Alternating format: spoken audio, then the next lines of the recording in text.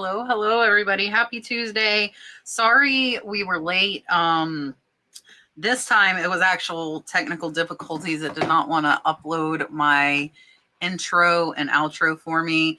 I saw a few comments in there. I'll reiterate what I said last week if you guys didn't hear it. Rod is leaving us, so I'm so sad because I loved having him here and I appreciate him being here. He's been here, I think, has it been over 2 years? I feel like it's like 2 years. It's been a long time.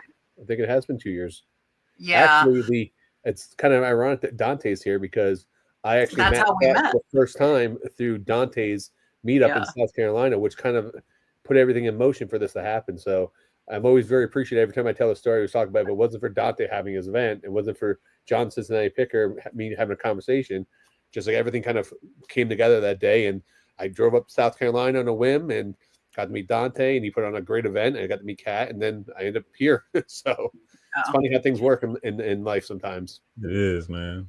Yeah, and Julian, I think, was here about the same time, a little over 2 years. It happens, guys. And if you missed the announcement last week, Sunny Las Vegas will be taking over and taking Rod's place. Rod will be with us one more week. He's given us one more week after this week. So I'll be here next week and stuff. So I mean, there's no hard feelings or anything like that. It's just unfortunately, I have to get surgery in 2 weeks, and then my wife's getting surgery after that, and I'm going to be away from the show here due to those factors. And then my car channel is really starting to take off, and I have some opportunities there to travel and do some other things. And I'll be streaming with Gary Vee in about 2 weeks as well. So there's a lot of things that kind of moving the right direction for me. And unfortunately, being a one-man show, I had to make some tough choices. And I will always, anytime Kat calls, I'm always there to come back on and be here for everything else. But it's kind of I'm sure he'll come back on like Julian does, guys. Like as a guest occasionally. We'll definitely have to do that. So now that we announced that, I'm super happy to have both these guys below us back on again. Below me is Justin Resells, and then Catty Corner is Dante Prison2Profit. I'm going to make both of them big, let them introduce themselves to you guys, and then we'll get to your questions. We do have a lot tonight again, so make sure you get those questions in early if you want us to answer them live. So here is Justin. Hey y'all, Kat, Rod, thanks again for having me on. It's good to be back for another episode. My name is Justin. I run the Justin Resells YouTube channel, and I also run an eBay automation platform called Flipwise. So I'm going to help answer some questions, eBay questions today. And so looking forward to it. Thanks again for having me on. Perfect. Here's Tae.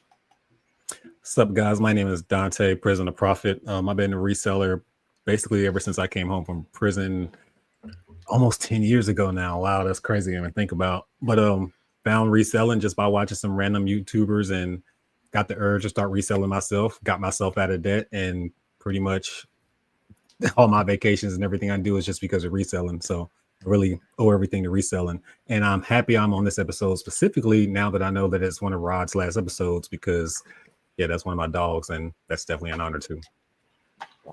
Perfect. Yeah, that's kind of, I did not plan this because Tae was scheduled before I knew Rod was leaving, so it was not a planned thing. But yeah, kind of cool the way that happened. All right, we've got a couple of 3 super chats that came in. The first one was from Seashell Meditations. Said, I have to leave to go to a second home every winter for 3 months. How can I continue to closets by purchasing new items where I will be and leaving my old items behind? Am I in the hot seat today? Am I answering first? You are in the hot seat, Justin. You are. All right. Well, I don't sell on Poshmark, so I'll leave that aside. I don't know a whole lot about how Poshmark works, but that's an interesting scenario. It sounds like you're going to effectively have 2 stores, right? You're going to have inventory that is in one location that you can't sell because you're not physically located close to it. And then you're going to want to, source new inventory at a new location. And so, I mean, you could do that on one store, maybe by like ending all of the listings. I think the problem there is those ended listings might expire and be deleted by eBay after a certain number of days. I think it might be 90 or 120 days. So you'd have to like relist them briefly and then end them. Sounds like kind of a pain. It sounds like just a good opportunity, like where having a second store actually makes sense, where you put the first store on vacation mode. Depending on how long it's on vacation mode, you put it on for 30 days. 30 days is the maximum, so you just like have to turn it off at 29 days and re-enable it for another 30 days and do that for as long as you're going to be gone. And then, you just have the second store. And I feel like that's probably what I would do if I was in that situation. But it's a good question. Yeah, but just to tag team on what he was saying about opening the second store, what I would also do, like throughout the year, I would just send inventory to my second home. Well, if you have somebody that you trust around there who gets your mail or something like that, I would just slowly start sending inventory to my second home, especially when it's wintertime. The winter clothes go on sale by the time that you're about to, so you can just have all that stuff stack up and send that to your winter house. So when you go back the next winter, it'll be there for you. And a year older clothes still sell well on eBay. But I don't sell on Poshmark, so I really can't answer the Poshmark half of it. So both are good suggestions that you could potentially do. If it was me, what I would do is I would use Vendu or List Perfectly. I would download all my listings in there. I would end all my listings, because if, just like Justin said, your listings only stay on eBay for 90 days. I would go to your other house, everything new I get, I would list on eBay. So then that way in Poshmark, that way you have all your items in your store. When you are ready to head back home, you can actually go into your Vendu or your List Perfectly account, and you can just upload, hit one button, and everything's gonna be backup listing. That way you can keep things separated. You don't have to open up a second store. And is Vendu and List Perfectly a good way to keep as long as you pay for the memberships, is a good way to keep your store open or keep all the inventory listed as like a backup in your cross-listing software. Same thing if you ever travel, you get sick, anything happens like that, or if you get kicked off eBay, it's always good to have that because it backs up all your listings, and you can literally click one button to listen to any selling platform that you want to at that time.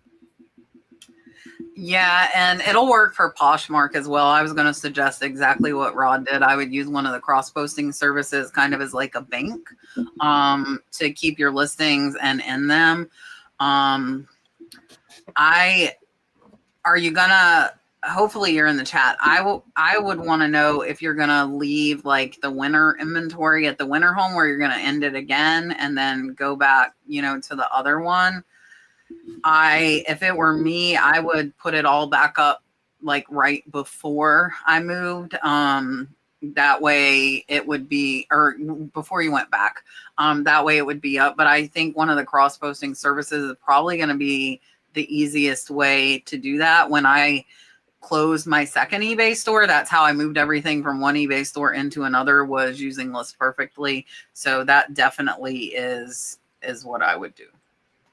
All right. Hey, I had that too. Oh, I didn't do a thing. Hold on. I got to give them their thing. Here, we'll do Rod. Since Mark's not going to be here tonight. He already texted me and said he wasn't going to be here. We'll do Rod first. Here you go. Thank you guys for watching. Please make sure you like and subscribe.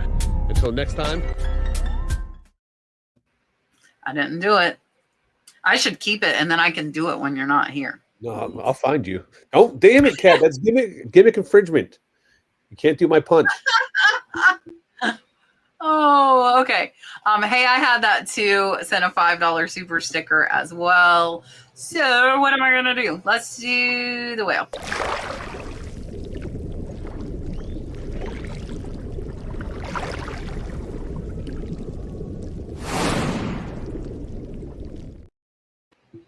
Thank you. I appreciate it. And Miss Elena, my good friend and thrifting buddy, sent $1.99. And Elena likes the kitty cat, so we'll do that.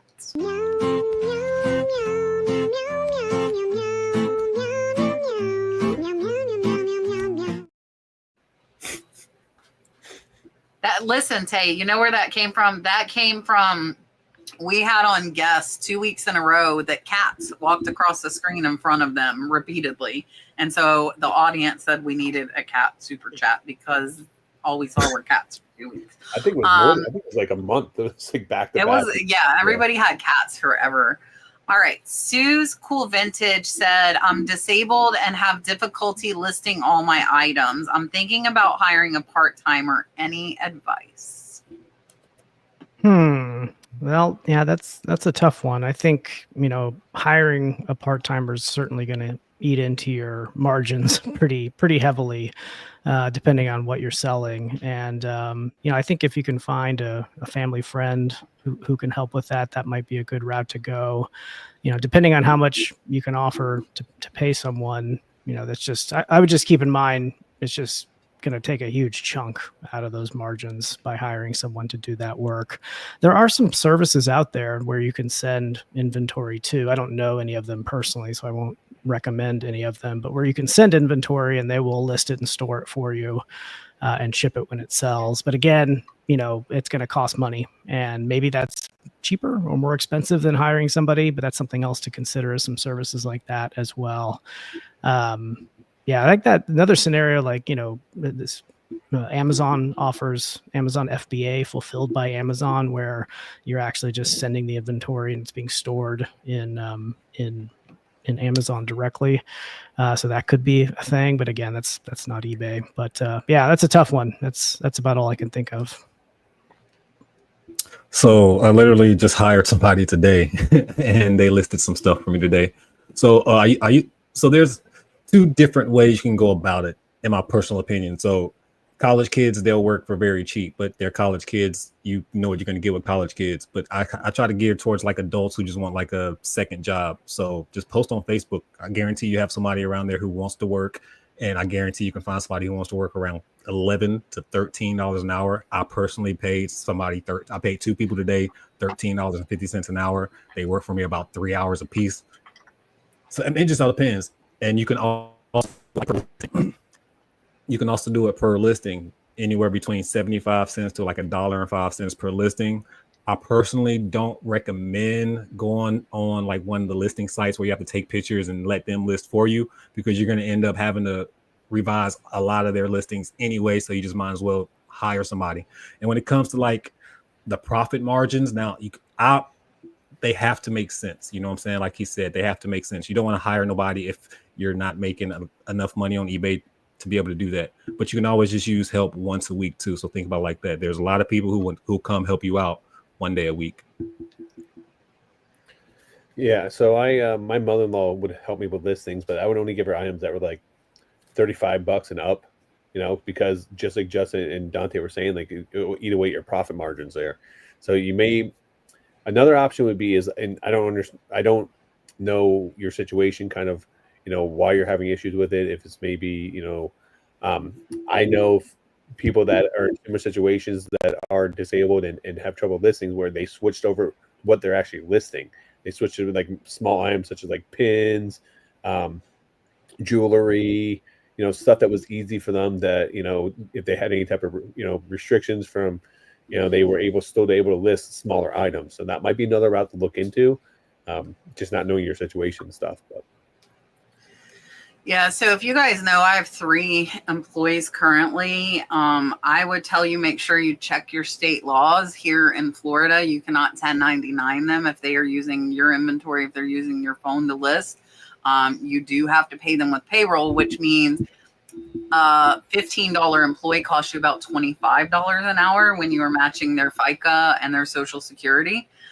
So be aware of that. And like me, I have so much coming in. I want all the write-offs I can get. So I'm not trying to pay somebody under the table. That, of course, could be an option. However, make sure you check. And I'm going to agree with everybody and say you need to make sure that the profit is enough. The other way you could do it is buy the item. When I had a high school student working for me last year, she did the job program through the high school. I paid her $2 per listing. So I knew like that was max I was paying. I have one employee who can list really fast, and I have another one who's really slow. So paying by the item, you know what you're doing, but my high school student could do 30 items in an hour. That's $60 an hour she was making. But my other one only does 5. So, you gotta be careful. But now that we use List Perfectly AI Express Lister, they can, like, anybody can do it fast, because all they're doing is taking the pictures, putting it into List Perfectly, and it creates the title, the description, and the specifics. My question would be, if, like, what are you having a hard time with? Because if it's making the listings, I would recommend List Perfectly because of AI Express Lister. Because you take the pictures, it creates the listings, and it's a lot cheaper than the services that do it. I still do, like Tae said, I still do, just like if what are they called? What are the people called that work in other countries? Why can I Virtual not think? assistant. Yeah, the VAs. Just like the VAs, if you're using AI, you're still going to have to proofread. You're still going to have to check over it. But beware, because for a long time, you have to think you're paying them to list the item that day, but it might not sell for a few months or even a year. So you're paying out that money and you're not getting those sales. Like right now, my employee is 500 drafts ahead of me. That's listings that are not up because I have not priced them. So I've paid her to list 500 things and they're not up for sale even. So I would say definitely think about it. It is a big expense. I have to pay a payroll company to do mine. And that is like, I want to say 90 a month, and I can have up to 6 employees, but I just send them the hours, they cut the checks, take it out of my business account. But again, like, the scale of my business is a lot bigger than most people. So yeah, I would think hard about it, and I would maybe consider changing what you're selling. Like jewelry, I can list jewelry sitting on the couch. I can get a little 10-inch light box and I can sit on my couch and list it. So I would maybe try and think outside the box as far as that as well, if you're not financially ready to hire somebody. All right, I wanted to put this up here. Again, I did announce at the beginning, but Wendy said she couldn't stay. So she said she hopes this isn't Rod's last show. It is not. He will be back for one more show next Tuesday. So hopefully Wendy can be here next Tuesday. All right. Stephanie said, a friend gave me over 200 pairs of designer sunglasses to sell. I keep 30%.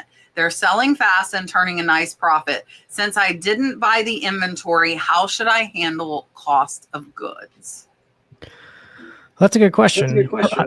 Well, I'm getting some echo of my voice in someone's speakers. But anyway, well, first I'd say that you should ask for more than 30%. You know, you're doing all the work and fronting all of the risk. You're taking on all the risk of all that. And so I'd say the minimum you want to do, if, you know, with a consignment, is like a 50-50 split. And often if you go to a company, they're going to be charging even more than that. And so I would definitely up that split and take home a little bit more than just 30%. When I sell on consignment, I don't do it all that often, but I do it for close friends or when I get access to a really cool collection of stuff that I want to sell. The way I track it, and I use my own software to track this in Flipwise, but what I do is I give it a 0 cost of goods. So I say, like, the initial cost is 0. Then I let it sell. And once it sells, Flipwise will calculate a net return for me. Then I basically take the net return. So that's basically the gross sale amount minus all the fees and the shipping and everything. So let's say you sell something for $100, and then let's say that there are $20 in fees. So the net return is $80 and you have a 50-50 split. That means each person gets $40. And I record a payout for that particular order, and I say like a payout is $40 on that order. That way I know I need to pay that person $40 for that particular item. But giving it a 0 cost of goods kind of gives you a clean net return that can be then split based on your particular percentage. So that's how I handle it. Yeah. Since you've already been selling, I'm not going to say nothing, but 30% definitely wasn't worth it, because you're doing all the shipping and listing and. Yeah, but if they're designer and these are 200 and 300 pairs of sunglasses, you wouldn't do it for $60 to $90 for one item. We don't know what they're selling for. But so, okay, when I'm hearing $60, $90, it can sound good, but when you're talking about 30% of $60 or $90, yeah. you know what I'm saying? Somebody's getting 210. Yeah, no. I would say depending on where that price point, because me, like, I know some of my Ray-Bans, and I just sold like some Costas, like they're selling, $200 to $300. So, like, for me in that situation, if they gave me 200 pairs of sunglasses worth $200 or more, honestly, sunglasses aren't hard to photograph or ship. I probably would take that deal. I would probably approach them and would have been like, let me buy. I would have preferred just to like buy the lot up front. You know what I'm saying? Let me buy it for 50% of the value versus where, because I just feel like he said, like a consignment, you're really working for somebody. You're doing all the customer service. You're doing everything for it anyway. I mean, I understand 30%. That is a good percentage. Don't get me wrong. I wish I could make 30% every year in the stock market. Do not get me wrong. But overall, in this particular situation, she's probably getting a good deal. But I would have 45-ish, 45, 50%. Yeah, I agree with everyone else on here. I wouldn't do anything for, I would do consignment at 50% if I'm going to do it. But Kat did make a good point, depending on what you're actually selling the sunglasses for. So if these sunglasses are going for hundreds of dollars, you're going to work off a lower percentage probably based off that. Not to mention, you also factor in how easy it is to ship and how easy it is to list. Like if I'm selling video games, I'm taking pictures front and back and scan the barcode and listing. It's going to take me 1 or 2 minutes. I would work at a smaller percentage because I know they're going to be fast movers, and I know that they're going to sell, and I can move them real fast and make a good profit on those. So, but I think Justin explained the best. I would do it the same way he did it. Sunglasses. Yeah. So standard is 50%, sometimes 60. Rod and I have talked about this. So yes, I would say going forward, you should ask for 50% of the profit, half and half split. And what I have done the few times I did it is I considered my cost of goods everything I paid them is what I did. So like if we made $80 and I kept 40, they got 40, I would write 40 to them as cost of goods. It really depends. Like Justin has his program, like my accountant, that was just how we were doing it. It really depends on your bookkeeping and how you want to do it. And if you have an accountant, I would definitely ask them. We just had 3 super chats come in. Oh, 2 of them are from Simply Said by Sue. She sent $9.99, and then she forgot her question. You could have just put it. You didn't have to send $9.99 again, but I appreciate it. She said she's thinking of separating her inventory and opening a men's store. What are the pros and cons? Yeah, it's kind of the age-old question going in on a niche, and they're thinking like, hey, should I set up a second store for this? I think, the cons are there's overhead to managing a second store. You're going to be having to log in and log out. You're going to be managing 2 different shipping queues, and it's not horrible, but it's an extra couple steps that you're going to have to take and be thinking about when you go to list something. You're not just, you may be logged into the wrong account or something like that. Some software out there that can help you manage 2 accounts more easily. But I think when it makes sense is when you're trying to attract repeat customers. So if you're selling comic books, for example, it would make sense to not mix in men's pants or whatever with a bunch of comic books, because people that are looking for comic books, they might actually be interested in browsing your store, and they're not going to want to see a bunch of men's clothing mixed in there. So if you think you're going to be selling the type of thing where you're going to have a lot of repeat customers, then it might make sense to segment that out into a completely separate store. If not, I think you just mix it together and not have to worry about the overhead of managing multiple stores. So that's my take on it. Yeah, definitely. I mean, I don't know exactly if you have another store, but he said opening another store. So I'm assuming you already have a store open.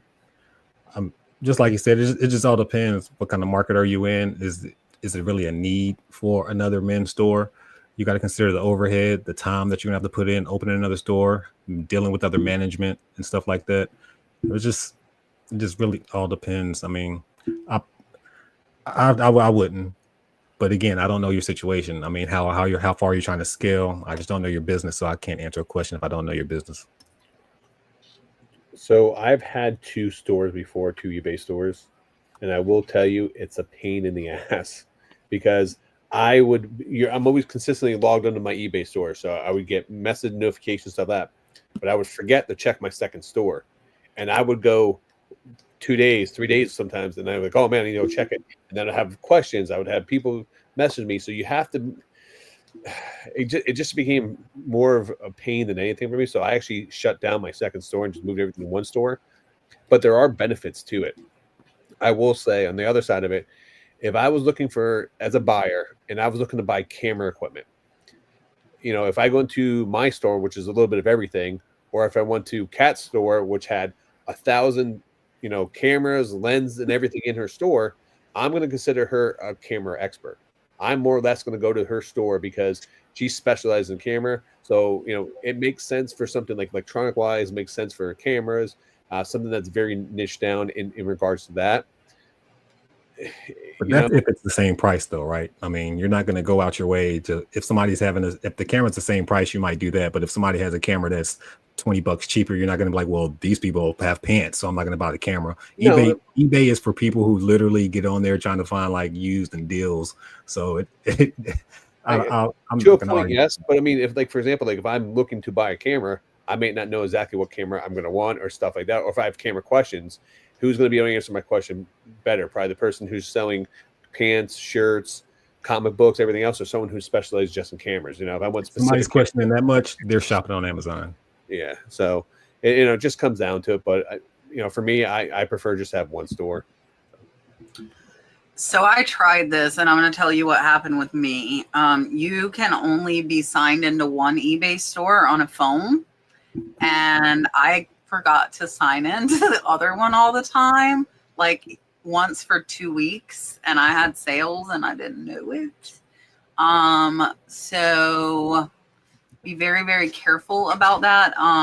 So that would definitely be a con for me. Unless you had two separate devices that you were checking the two stores with. And really, Rod gave you that specific example of cameras. I don't think somebody's looking for a men's only clothing store. That's not, a device that somebody would look for.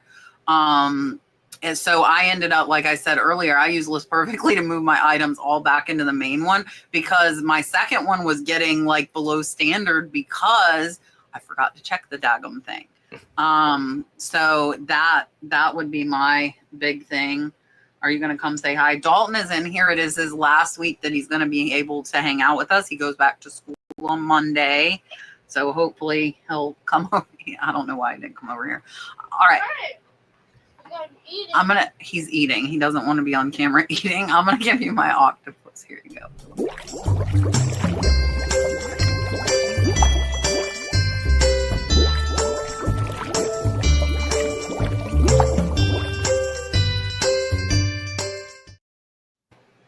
He came. Tell everybody hi.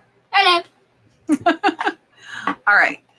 Susan Rubinsky sent a $20 super chat and said, this podcast inspires me each week to get listing. And she asked who else gets inspired each week. I hope all of you do, because we do this to inspire you guys, to help you. That is what it's all about. He's gone again. And thank you so, so much. I greatly appreciate it. What am I doing? Let's do the Dalton one when he was little.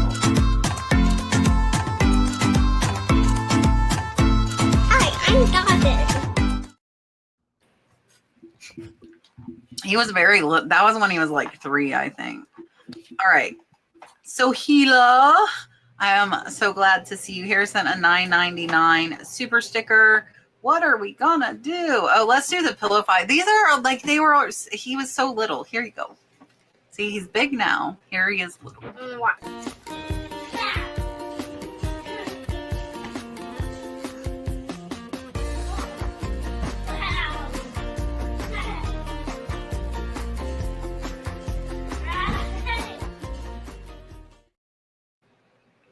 So I don't know what he's doing.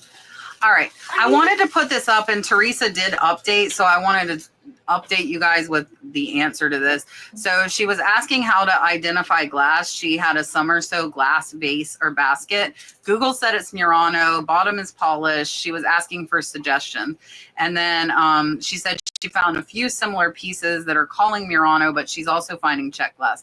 So what she ended up doing, let me see if I can find it. I think I thought I highlighted what she did too. I don't see it. She went in a Facebook group, guys, and that's a great way to be able to identify their collectors and people that know way more than you do. So she was able to identify it using that. So we get asked that a lot for toys and antique and vintage things. There are groups for almost every specialty. And if you jewelry too, a great place to get stuff identified. And if somebody steers you wrong, other people are gonna like call them out and you're gonna know. Hey, I had that too, said they had a buyer who opened a return on eBay saying that they shipped the wrong item, but they sent a photo of the box they shipped in, not the item itself. I sent a message for them to open it. Do I wait to approve the return hoping they see my message, or do I approve it? They have the correct, they're sure they have the correct item in their possession.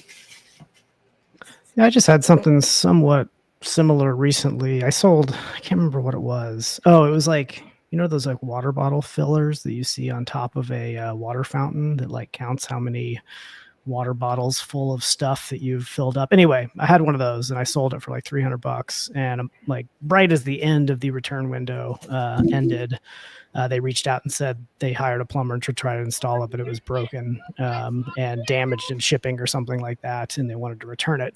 But what they did is you have to put a photo in the return, especially if it's like because it was damaged.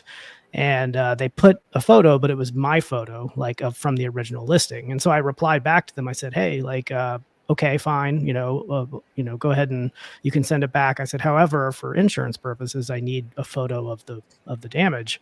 And they just never responded. And so like 3 days went by, and eventually basically the return gets put into a sort of like purgatory of some sort where you can ask eBay to step in. And so I was able to ask eBay to step in and say, hey, they haven't provided the information that's required for me to approve this return.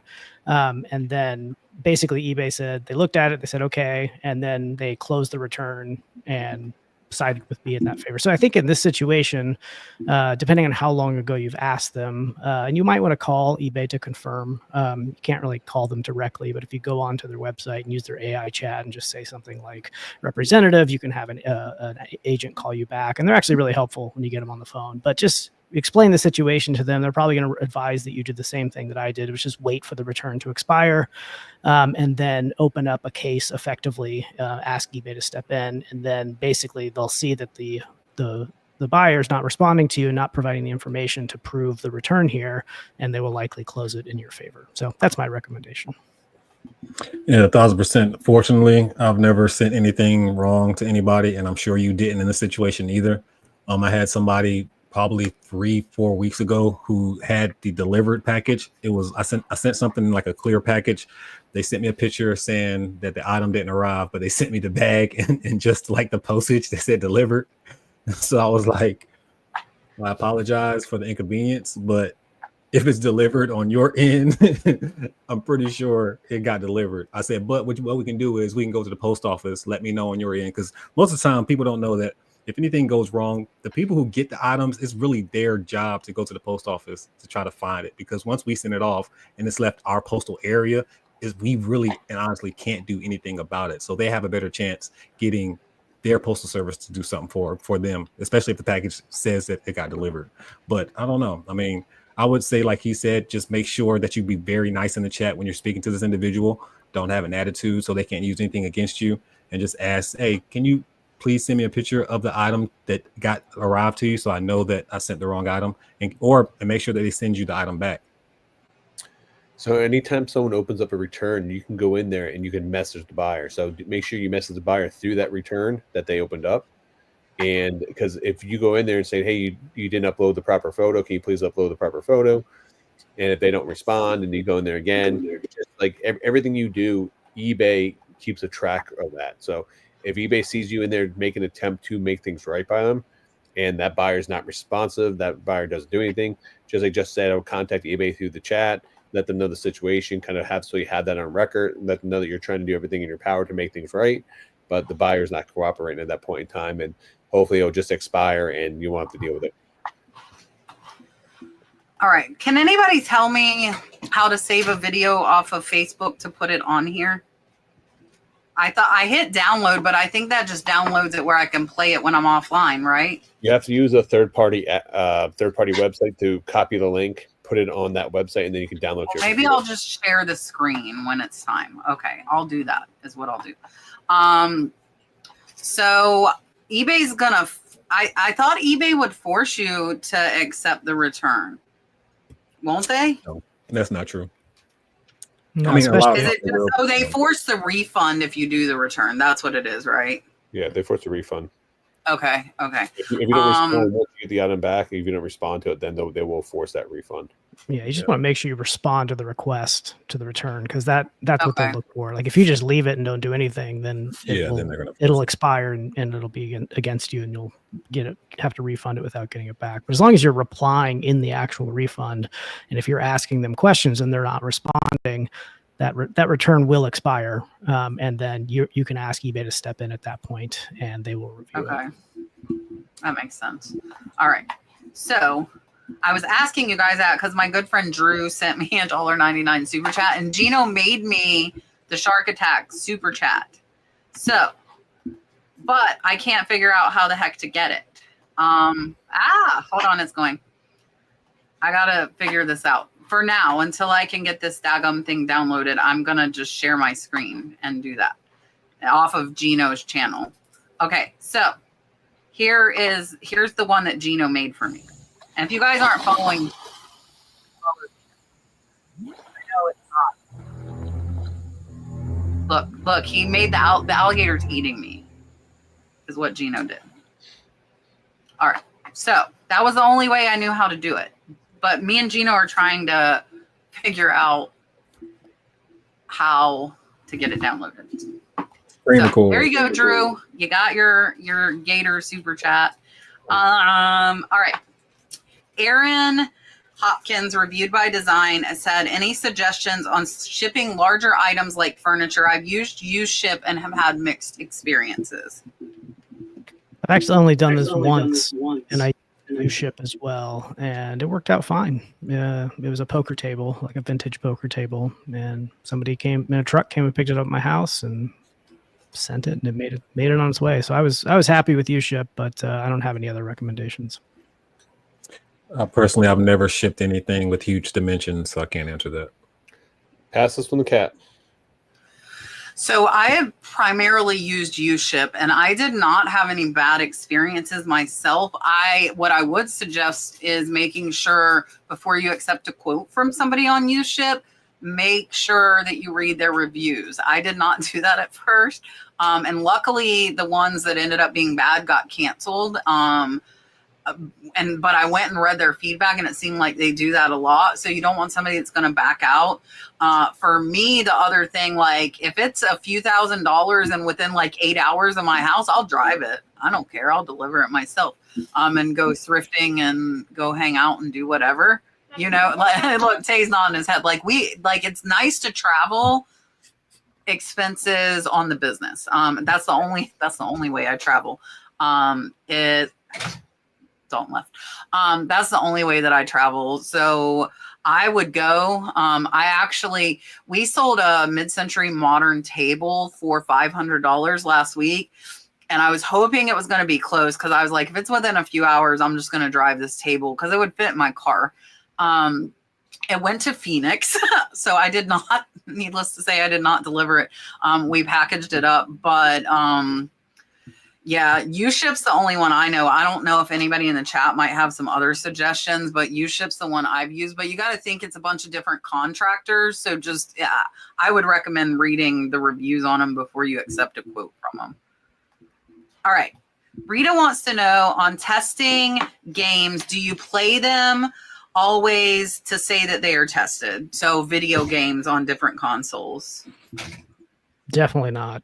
I'll pop it into the console. I'll make sure it, gets to the loading screen, but anything beyond that, I don't do it. So Yeah, you do more than me, honestly. I'll look at the disc, man. If the disc looks like it's kind of playable, then I mean, 'cause you can kind of tell if it has like a watermark on something, I'll look at it. But for the most part, not really.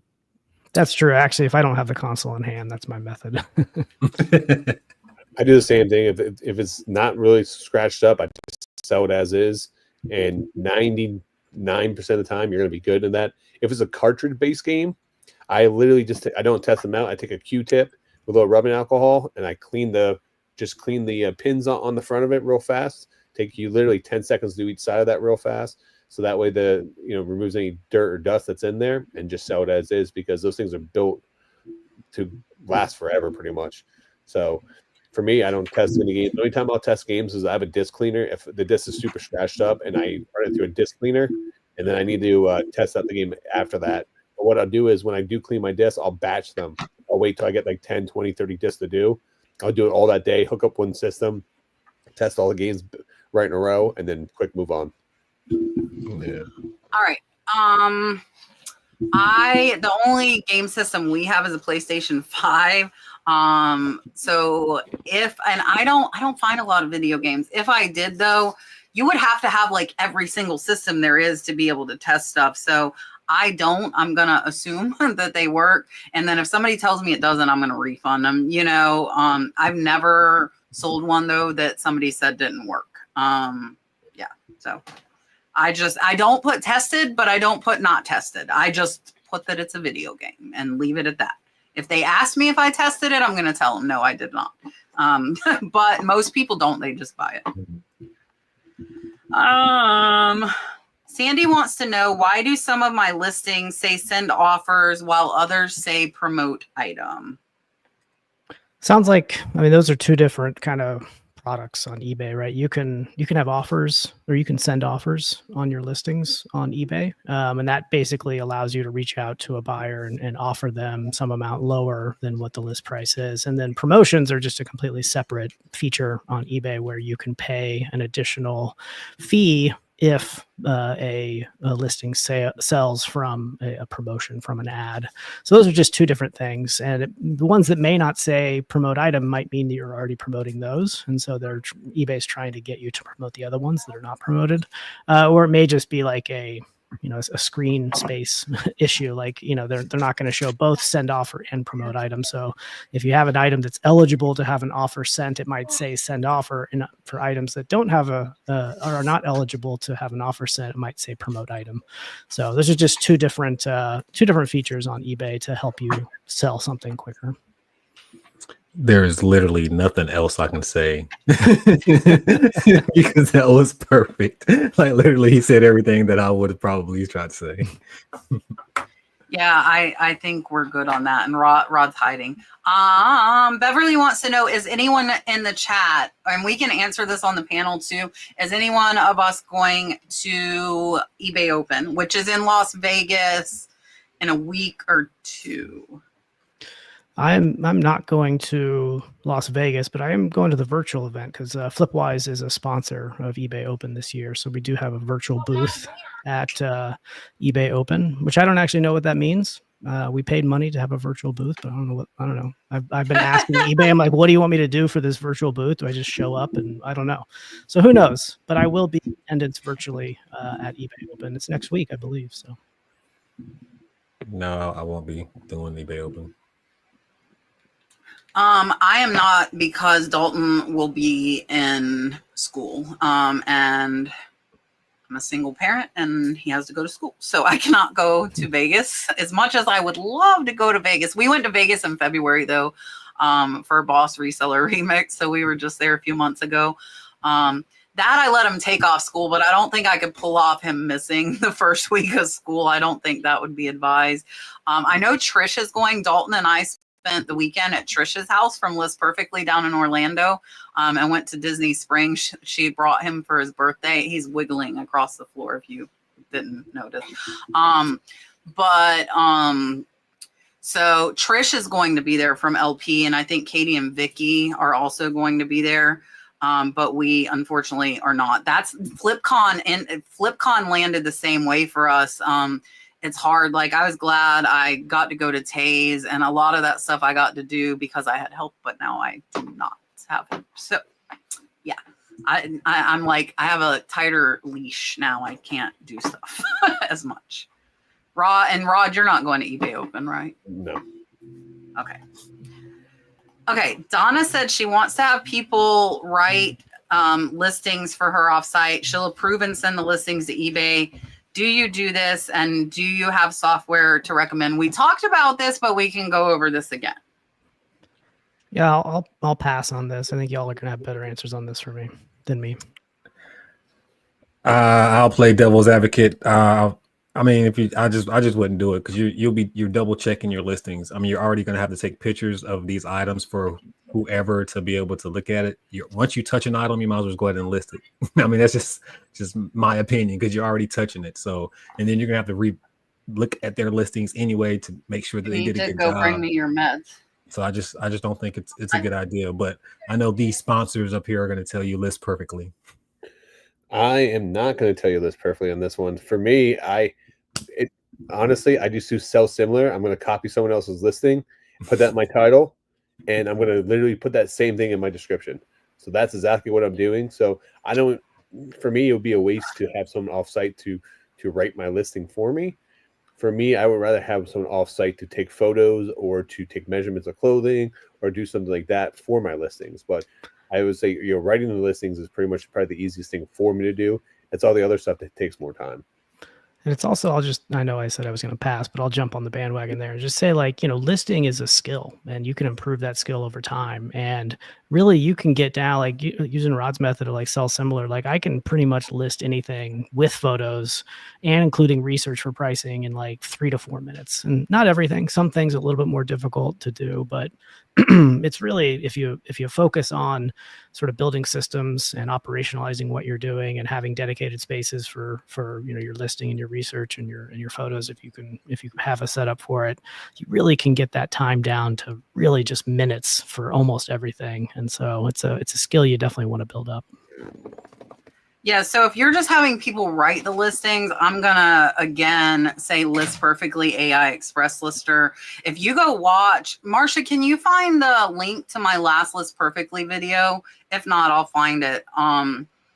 You guys can get a free month of List Perfectly on me. That's $100 value. If you go watch that video, there is a link in that video. You will get a month for free. Any level you want, up to the $100 one. Try it. That's the only thing we use to create listings. So all my employee does is take the photos, upload them into AI Express Lister. It creates title, description, item specifics, and hashtags and keywords, which I think has improved my Etsy sales because I didn't do those prior to using that. I try it. Like it's $100 a month, but you get 2,000 listings. Like, tell me where you're going to get it that cheap, let alone the cross-posting service, the listing party, auto delist. There's just so much stuff. And I know, like, I've been with LP for 4 years. It's the only thing that we list. And it looks like there's another question. So I'm going to go ahead and it's actually the next one. Julia said, using the List Perfectly AI Express Lister, am I still going in and customizing titles and proofreading all the details? I try to, but I don't always, and people have caught me and will call me out. There will be something like wonky in there, and I'm like, oh, I missed that. So I do try to, but sometimes I'm like trying to go fast and go, and I miss things. But I definitely do on the titles. I always do the titles, but I'm bad about always reading through the whole description, because on the titles, keywords are what sell. Like, keywords are what I want to say sells, but really keywords are what help people find your items. So I think proofreading your titles is really important. That's why I don't do so good at the description part, because I know my title has to be on point. But I love it. We've been using the Express Lister probably like a year now. That's the only way we create them. All right. You guys better get some questions in because we're almost out. Hey, Brendel. Hi, Brendel. Is Izzy watching too? I don't know. Brendel was touching the screen. Oh. I was going to say, we can't say hi to Brendel and not say hi to Izzy if Izzy's watching. I saw Katie was in here earlier. I don't know where she went. All right. Oh, I see. Okay. There are questions. Teresa sent a $10 super chat and said, I want to thank you for all the information and help you give. We are blessed to have you. Thank you so, so much. I greatly appreciate it. I'm going to give you the eagle. Here you go.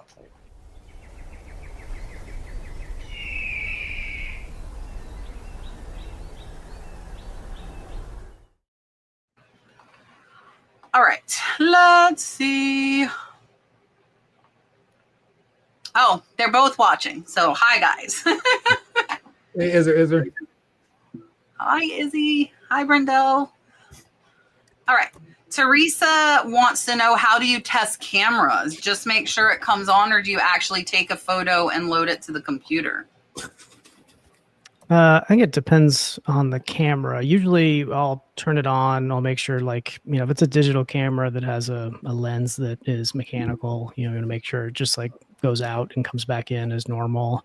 I usually do pop an SD card in there really quick. I don't snap a photo, but I make sure the SD card gets read so that there's not anything wrong there. On a film camera, I really only power test those. And I don't film test them. I don't take pictures and go and get them developed or anything like that. And so I just note that in the description that it's battery tested but not film tested. So you just want to make sure the core functions are working. You don't need to like take a dozen photos and check every menu or anything like that. You can assume that if the core functions are working, then the rest of it will. So that's how I handle it.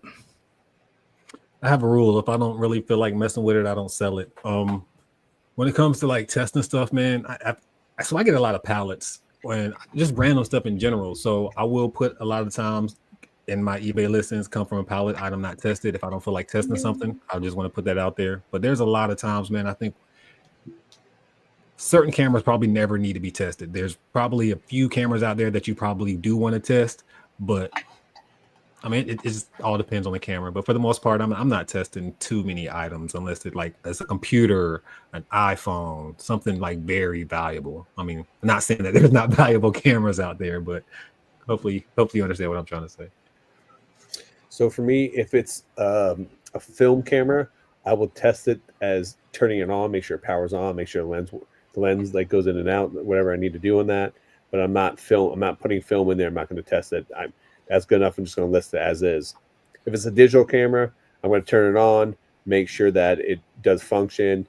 Maybe I'll snap a pic on it. But if it turns on, then I'm good to go. But I will tell you my number one rule with digital cameras is if there's an SD card in there, make sure you check the photos before you ship the thing without it. Because I cannot tell you how many pornographic photos, I can't tell you how many pornographic videos I have found over the years on cameras. And if I didn't check that, and if I would have sent that to my buyers, it would have been bad news. All right.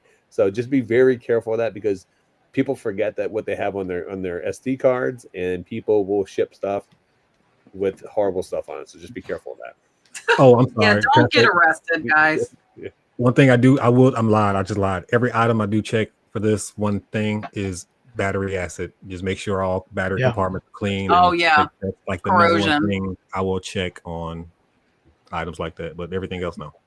That's a good point. And one more thing on cameras too. Like if it's a larger like detachable lens, like you want to look at the end of the lens, like look inside of it, because sometimes you'll see some splotching, and it doesn't come off when you try to like clean the lens, and that just means it's mold growing underneath the lens, and usually that just hurts the value to basically nothing. And so you don't want to sell it if it has that sort of white splotchy stuff underneath the glass that can't be cleaned off. That's just a sign that it's a bad lens. So keep an eye out for that too.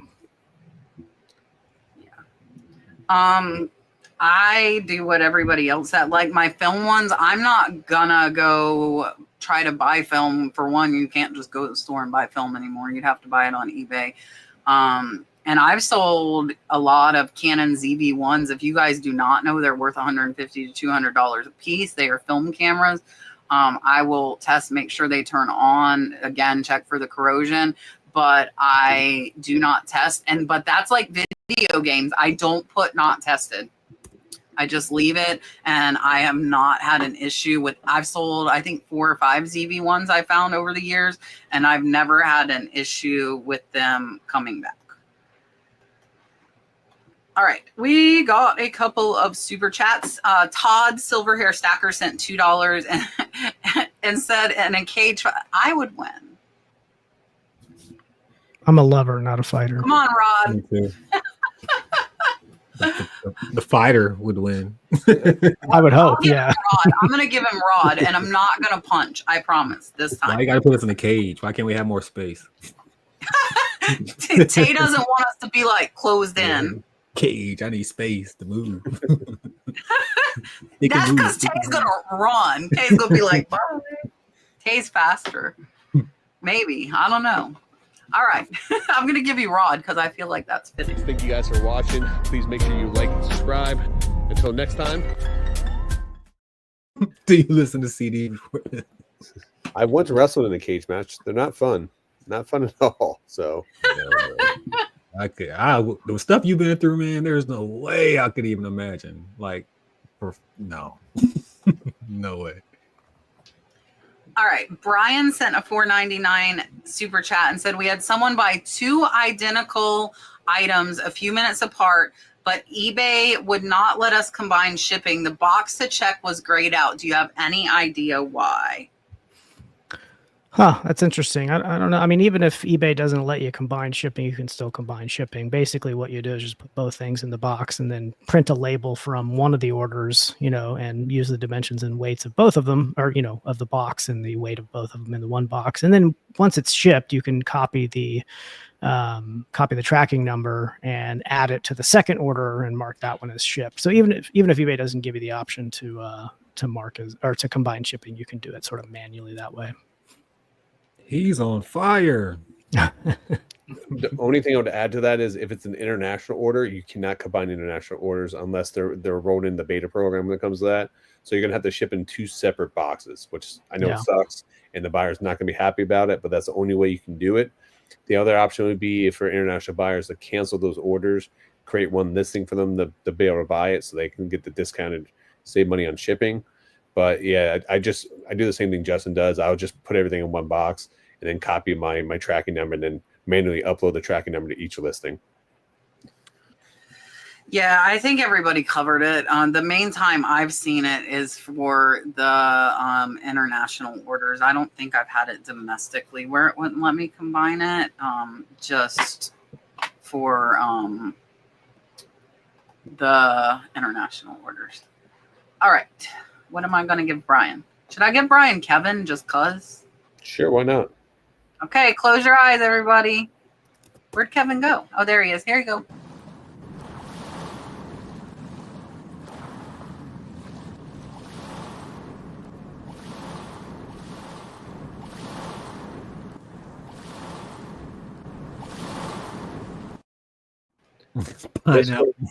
Just what everyone thought they needed in their life, huh?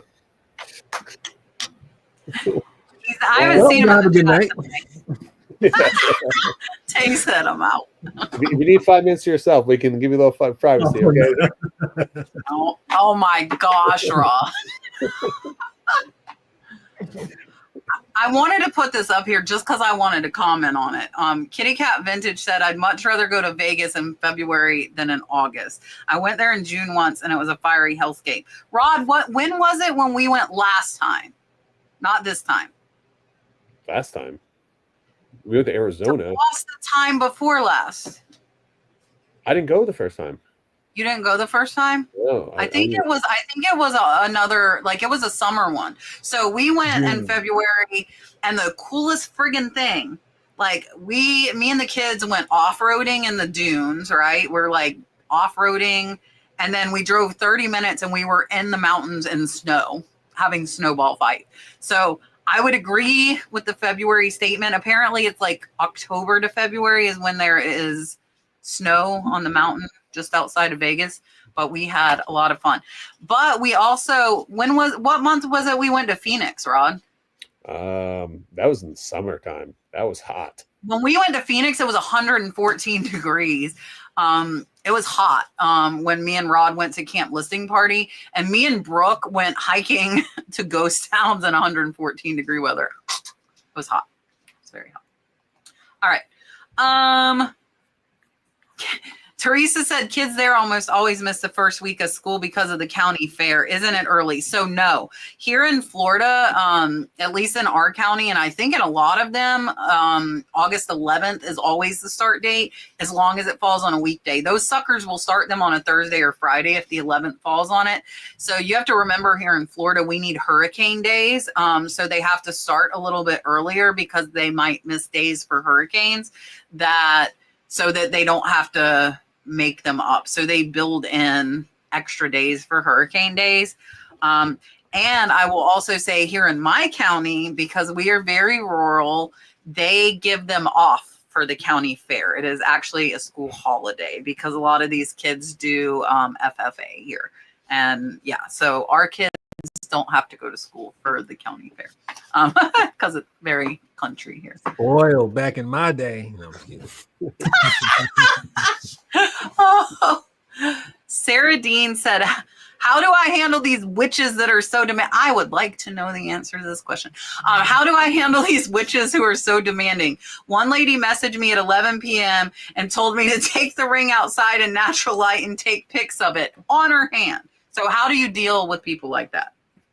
I got a very easy method of dealing with people like this. You just block them. That's it, right there. You have my block list is so long. But here's the thing: people that, I tend to get a lot of hate when I talk about this on my own channel. But like, people that tend to ask a bunch of questions or have unreasonable demands, especially for a used item on eBay, tend to, like, I don't want them as customers. I would rather not sell to them because more often than not, in my experience, they just end up being problematic buyers that are unhappy with it. They open up a return or whatever. And so I usually give people one question, and if it's not already answered in the listing, I'll answer it. If they follow up with another question of like asking some other, I'm just like, no, I don't, they're going to be a problematic buyer. So somebody who's going to have a weird demand, like, making me do something to, show off a pic for a $10 item. You're like, no, I don't want your business. I'm sorry. No offense, but you can, you can buy the ring from somewhere else. And I'll usually just would block her. So that I probably wouldn't block them, but I would just ignore them and not answer them. So that's my method. Yeah, customer service died a long time ago, man. And that's like, it's I don't know, even customers are just annoying, but it's people will clearly see something that's blue and ask you what the color of an item is. Like I don't deal with those people, man. I will ignore them. I probably have the worst eBay, what is called, like, response time, because if I see a question and it's dumb, I'm not answering it. And like he said, there's too many buyers on eBay that I'm going to make more sales from somebody else. If somebody comes along, somebody else is going to buy it if you don't, and you're asking me all these questions. Perfect example. Yesterday, somebody bought an item. I packed it up, took it to the post office. They started asking me questions about the item that they already bought. I told them, I was like, you literally bought this item already and you're asking me all these questions. Wouldn't it make more sense to ask this before you bought the item? And I swear to God, I will show you I said, what I should do, right? And I said, what I'm about to do is go to the post office and request the tracking number back, because you seem like you're going to be a problem.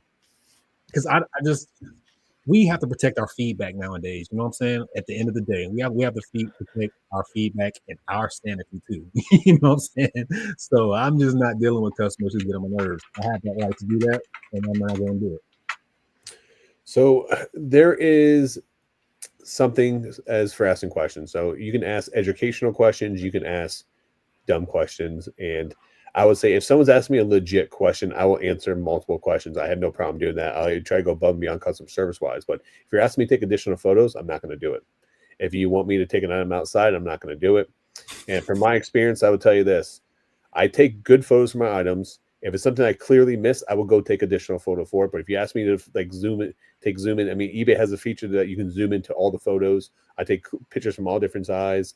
I've had some ridiculous requests over time, and if someone's going to ask me ridiculous questions, if the thing does it have a smell? Does it fit like a large? Does it fit like an extra? Like, they'll go through these things where I put the dimensions in, I put everything in.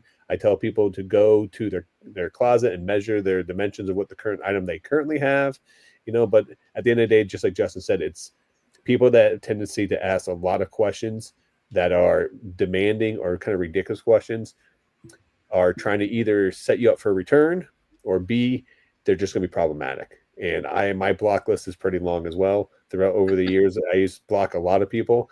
There's no such thing as dumb questions, just dumb people. I've come to learn a very, very long time ago. So it's yeah, unfortunately, I just block them and just not deal with it then. That made me think of the nurse saying, like, we can't fix stupid, but we can sedate it. There you go. I can't sedate my buyers, but I would say, and anybody that knows me knows I'm not great at sugarcoating or holding my tongue. I don't do very well with customer service. So what I do, well, in this situation, I would tell them it's nighttime and there is no natural light. I would say that. They would just have to hear it. And B, though, I've started using ChatGPT to be nice and answer for me because I don't know how to do it myself. And I have it formulate responses. And also when people are nasty about returns or issues, I will use ChatGPT as well for that. So it is great for that. If this was an expensive ring, I'm going to do what she asks. If it's a $20, $30 ring, I'm not. I'm going to ignore. I'm not going to block for that question. I'm just going to ignore the question. But I have to use ChatGPT. And I thought like my employee would be able to, but she's kind of like me and not great at the customer service thing either. So we really have to use ChatGPT because there are some ignorant questions. And I know some people are super happy to answer. But again, if it's a $10 item, I got to go in my inventory, find it to do whatever ridiculous thing you want me to do. And then you don't buy it, or you buy it and then you return it. Like, no, if it's under $20, I'm probably not answering them regardless, unless it's something I know without going and getting the item. And people don't understand, like sometimes as resellers, we keep stuff in the storage building. So we would have to like leave our house, go to the storage building just to find that one item that they want. And to be honest, when I read the question, because I read it a while ago, my first response was, I would have told that lady, take your phone outside because you're just looking at it wrong. That's what I would have told her. Take your phone outside. You're looking at the light. take your phone outside. Look at the picture. There it is in natural light. Yeah, my favorite though is when they'll ask like 4 or 5 questions. You answer the questions, and they're like, "All right, well, I'll think about it. Maybe I'll buy it later on or something." And they never do. They never do. I actually had a funny, like, this is related to all of this. Like, so I was selling, I think it was like some makeup or something. It was some sort of like cosmetic thing in a new in package, never opened. And somebody sent a question, it's like, hey, what's the expiration date? And so I was like, well, usually I know if there's something with an expiration date, I put it on the title, but there wasn't one in the title. So I was like, I was like, well, there's no expiration date on this. And they messaged back and said, well, can you go look and make sure? Because there should be an expiration date on it. So I was like, fine. And I got up and I went and looked. I was like, nope, no expiration date. So I went back and told them. And then they went back to me again and saying like, and my response was like, look, I have eyes. Okay. I can see that there's no expiration date in there. And then they came back one more time and they're like, check in this one particular spot and anyway, they gave me this description of where to look. And sure enough, I went back and found it and it did have an expiration date. I was like, oh, whoops, sorry. So that's the one recent time where I actually did go back and forth with the customer. And I ended up being the idiot, not the customer. So happens. I wanted to put this up here. It was a $350 emerald ring. So I probably would not have been the smart aleck about not taking it out because it was nighttime. I probably would have not answered their question. I would have been outside like this. How much sun do you need, ma'am? That's what I'm saying. It really depends on the price. It depends on the price, what I'm going to do for these people, because my time is worth money.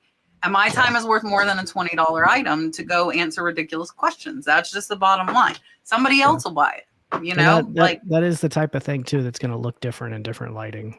So I could see that. It does. Yeah. Jewelry, especially natural stones, are going to look different. Oh, check this out, guys. This is probably about $500 or $600. I just picked this up from the auction yesterday. This is a natural emerald that's I think 1,200 carats. What? I have multiple. Check that out. What's that worth? This one's probably going to be about $5. This one should be about $3. And then I've got 3, 4, 5, 6 more. And I think I only paid like $70 for the whole lot. It's going to be over $1,000 in profit. What? It just happened to be sitting on my desk. Super excited about that lot though. And look at all these. Tons of arrowheads. And I think they signed these where they found them is the cool thing. Some of them are signed, but I got a whole ton of arrowheads too. Nice. It was all in the same lot. That lot's a lot of money. I'm super excited about that lot. All right. I think we had a super chat. Sarah sells smalls by the seashore. Not by the seashore. Said, thank you, Cat Rod and weekly panel members in chat for giving Matt and her the confidence to start their own YouTube channel. So you guys have to go follow Sarah Sells Smalls. She took the plunge and started it. So super exciting. It's so fun. I think the best part for me throughout the whole thing, and I'm coming up on 6 years now, is the community that you build. Like, you have your people, and it's so funny because I follow some people on Instagram and they're like, the people, and like that's what Dalton is always like. I've always said the people are what, like, say hi to the people. So you are my people, and I really appreciate you guys' support and watching us. And a lot of you have been here from the beginning. So if you have, that is absolutely amazing. I know Tae, I think I've known Tae since before I had 1,000 subscribers. It's been a long time that I've known Tae. And yeah. All right, what am I? Oh, I haven't done this one. Here, you can have Dalton riding a fake dolphin. Here you go.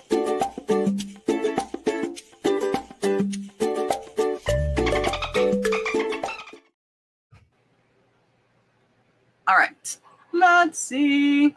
What else do we got? Clap for me. I just made 20,000 subscribers, everybody. I'm so happy. Yay, Tae. Tae, you know what that just reminded me of? What? Do you know what I'm thinking? I'm not maybe. What did you do on my show before? I'm not doing it. Tae, do it. On the first one, I thought about it. And then I was like, nah. It was so funny. I'm an adult Come now. on. I don't do that no more. Come on, Tae. We're grown. You're embarrassing me. No, Tae made a dolphin sound, and he did the super chat. Fine, I'll find something else. Kathleen said, greatest panel, love all your videos, guys. And Kat, you look amazing and happy. Thank you. I appreciate it. I missed the gym this week, but Dalton starts school back next week, so I'll be back in the gym next week. We went scalloping today, though, and we went twice last week. So I'm getting plenty of exercise in the ocean, and we walked plenty at Disney Springs, too. So that was exercise. Oh, and we went swimming in the pool at Trisha's, too. I'm going to do the mermaids. Here you go.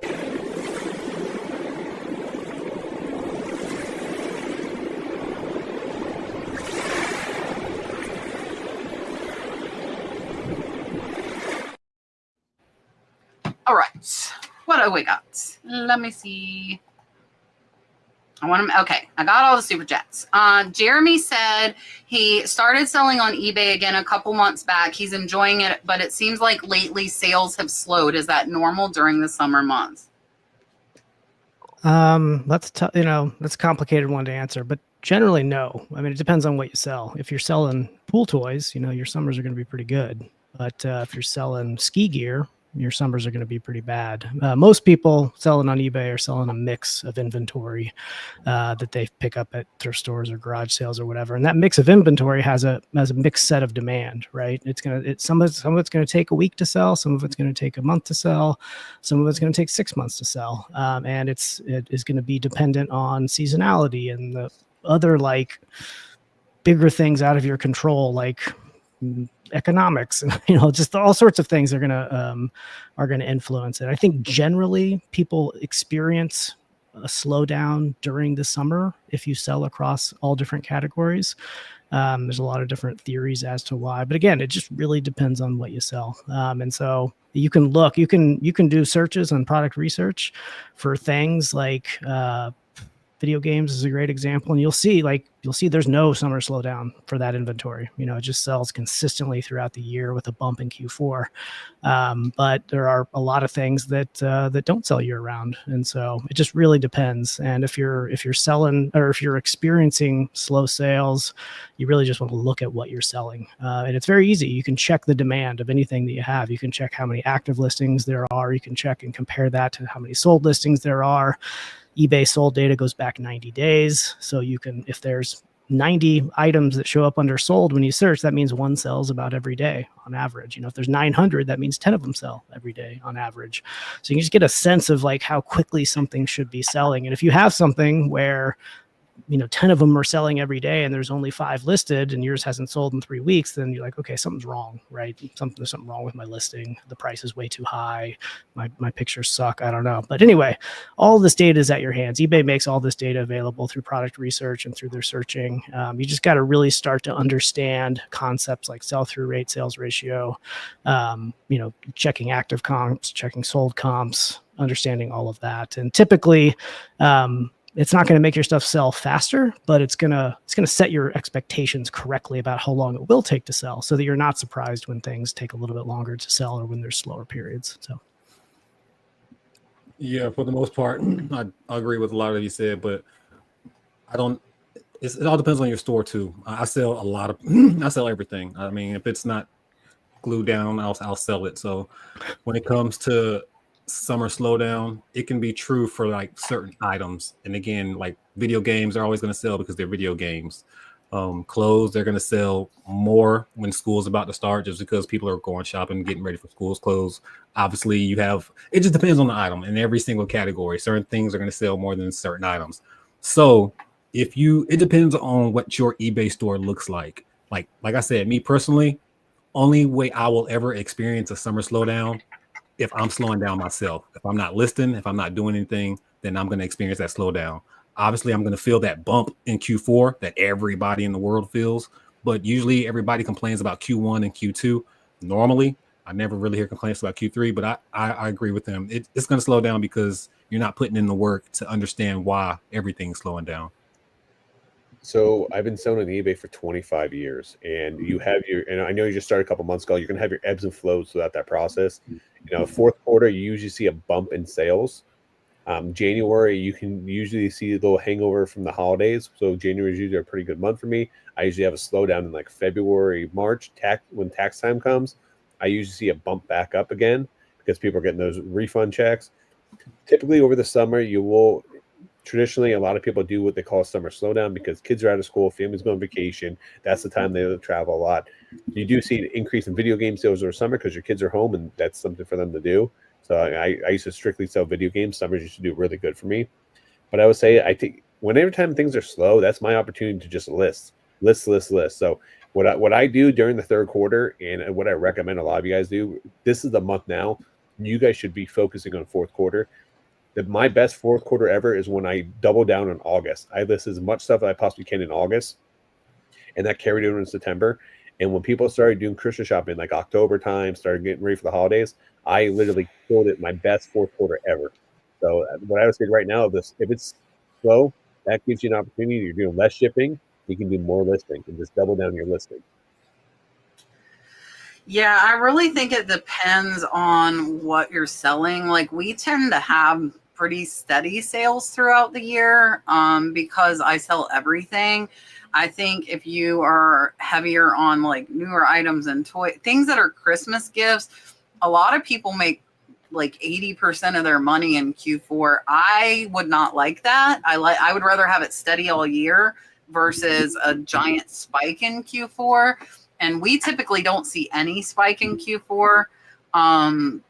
We've been holding steady between 13 and 15,000 a month. Like I'm at 12,991 this month. But it also is going to depend on how much you're putting into it. Mine would be higher. I haven't been listing a ton lately. We've been trying to get tons of fun stuff in for Dalton for his last couple of weeks of freedom before school starts. So I'm behind on my listings. But typically, like Justin made a good point, like sell-through rate and all that is definitely key. but you have to list. You know, you can have the greatest stuff, but if you're not listing and listing consistently, you're not going to get the sales. So you know, if my sales are down, I'm going to list more. That's a big thing for me. Like, it's going to motivate me to list more so I can get more sales. And again, we sell everything, so I don't see that spike, and I don't want to see that spike. I want a regular income every single month. I mean, the spike is a real thing though, just because like it matches the restaurant industry. Like, for being in the restaurant industry so long, like if you watch the number, it literally matches the restaurant industry. That same slowdown happens in the same periods as reselling or the market. But yeah, I worked in the hospitality industry for a long time, and you're definitely right on that one. It definitely does that. But I also saw people put in the chat something that, you know, with what's going on economically, politically, stuff like that. Don't want to talk politics or anything like that, but you guys have to remember, you're gonna have ebbs and flows. Everything with our economy. I was in here with the housing crisis, here for the pandemic, everything else. Those are when those things do happen, people are going to go buy secondary items because they get them at a discounted rate. So that's your opportunity. It's also a great time to buy for your store. When everyone was selling during the pandemic, I was buying, and I made an absolute killing at that point in time. So, you know, when you guys see these things as crises or anything's happening, look at your business. How can you use that to benefit you, and how can you use that to plan for the future? And there's when that does happen, there's plenty of opportunities. So just I think I also with new sellers, I think there's a misconception with how long it takes to sell stuff on eBay. Of course, it depends on the specific item, and some things go very quickly and some things go more slowly. But I keep about 900 items in stock at any given moment, and my average time to sell is 93 days, so basically 3 months. And so it takes a while for things to sell. And if you're getting into reselling and expecting instant results, it's just not going to happen unless you somehow magically have come across some extremely high value and high demand items. And so that's the challenge with us when we're out, when we're getting our inventory from thrift stores and garage sales. Like, we're just going to get a mix of inventory that has a mix of demand, and on average, it's going to take probably a lot longer to sell than you think it will. And like I said, 93 days is my average time to sell for my mine is probably a year. Also, too, remember, you make your money in the buy, not the sell. So if you are buying too high and you have to price your items high, they're going to take a lot longer to sell. So, you make your money on the buy. You can run discounts. You can give people percentages off. There's a lot more that you can do when you do buy at the right price. Yeah. All right. I wanted to throw these up here just because I appreciate you guys so much. Kitty Cat Vintage says she's been watching me for 5 years. Time does fly. Dalton took his first steps on this channel. He learned how to walk on my channel, which was absolutely crazy. And then, he put up Chad's super chat. So I'll do that. Then I'll do the rest. Okay. Two fish were swimming in a lake, and one ran into some concrete. The other one said, "Damn." I should give him Kevin just for that. I told Brian Brian asked what he did to deserve Kevin. Brian, I'm sorry. I don't know Brian. You didn't do anything. I just saw an opportunity and I took it. I'm going to play the shot glass one. So if you're a drinker, here you go.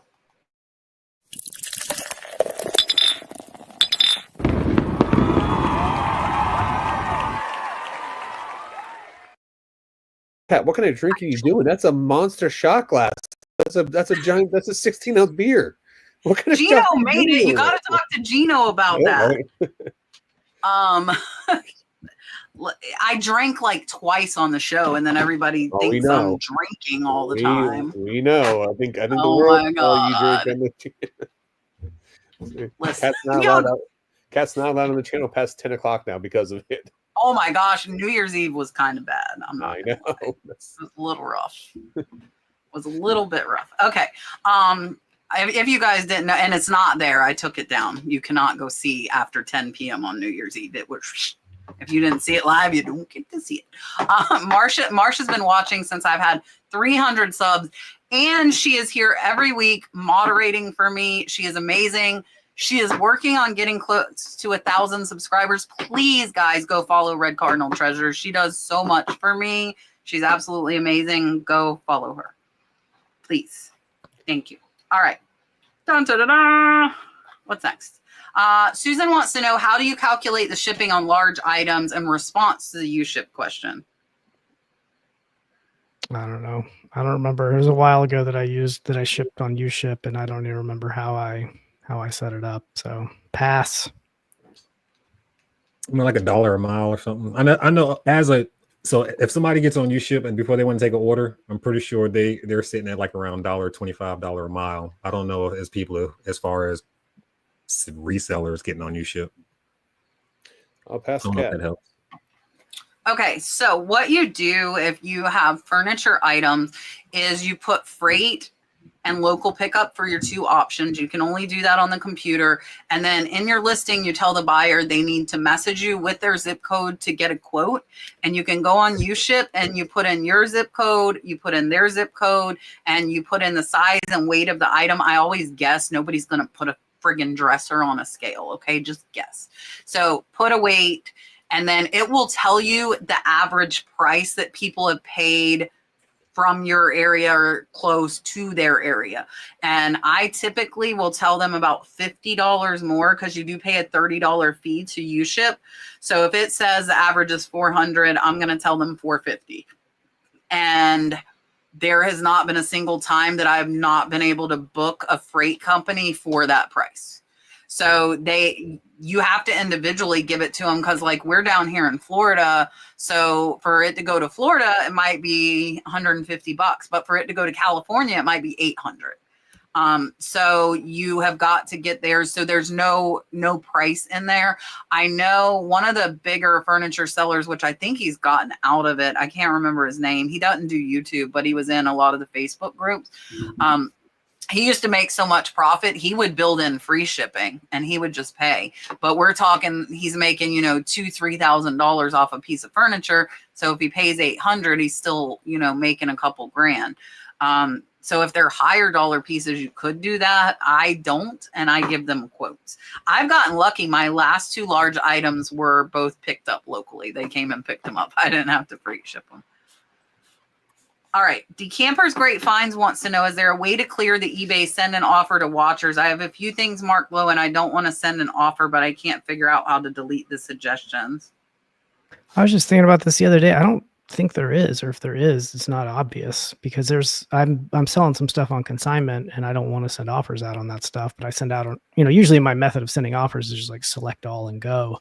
And then I would have to uncheck the ones that I don't want to do, but it would be great if there was a way to say like, hey, I never want to send an offer on this item. So please stop suggesting that it's something I can send an offer on. As far as I know, I don't think that there's a way to do that. Maybe someone else knows.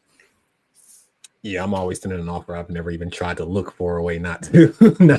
Yeah, I'm sending that. That's great.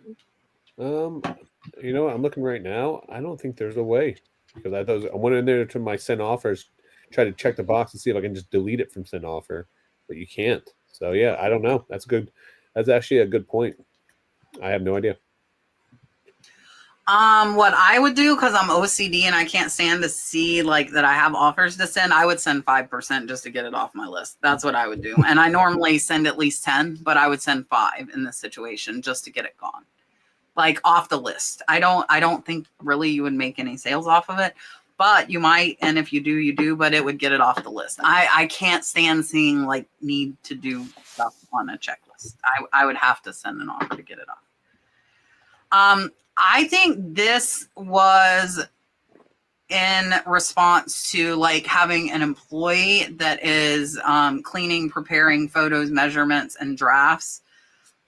So Justin, you don't have anybody that lists for you, right? Just myself. My wife does the shipping. That's my only help. Okay. So Tae, what are you having your listers do? So yeah, pretty much everything. I hate listing. Listing is my kryptonite. I would probably be a millionaire if I would list. I swear to God, I hate listing. That's my kryptonite. So they do it all, unless if there's a problem, something I feel like they can't list, I'm going to list it myself, so they don't have to ask me questions about it. But yeah, if it's an item, I don't usually get items that need to be cleaned. Like it may have to be wiped off or something like that. I mean, I'm not out there sourcing items that's real dirty or something like that. So the cleaning part, I'm not really worried about. Photos and measurements, yeah, that's easy stuff. They can go ahead and knock all that stuff out. And I don't sell clothes unless it's like a high dollar item that I ran across. I don't sell. I can't stand clothes. Too many. I ain't gonna say too many returns, but yeah, a lot of returns on clothes. I just personally don't want to do all the measurements and all the questions and oh, this didn't fit. Not for me. But yeah, they do everything. I even allow them to price it for me, unlike Cat, because I just know what I want my pricing to be. Like they give you three if options. you have standard regular stuff, but like I'm not gonna let them price a $500 exactly. emerald. I wouldn't either. Yeah, I wouldn't either. Like I have like I said, I have pallet stuff. You know what I'm saying?